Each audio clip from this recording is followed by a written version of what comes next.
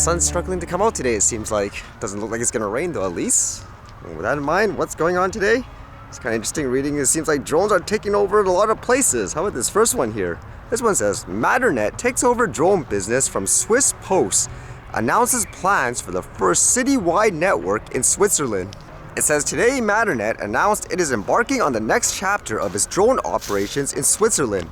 Starting January 1st, 2023, Matternet will take over drone business activities from Swiss Post, in addition to providing its technology platform and operating customer drone delivery networks. So big changes for people over there during the New Year's. It says Matternet considers Switzerland one of the most advanced countries in the world for scaled drone delivery operations, enabled by a robust regulatory framework established by the Federal Office of Civil Aviation and Switzerland's focus on world-class efficient logistics and environmentally friendly technologies. During a successful 5-year partnership with the Swiss Post, Matternet provided its urban drone delivery platform and operated commercial routes for Swiss Post customers. And I guess as they imply here, the ultimate goal is to establish a citywide drone delivery network in Switzerland. I guess to do virtually everything, not just quote, I guess the mail.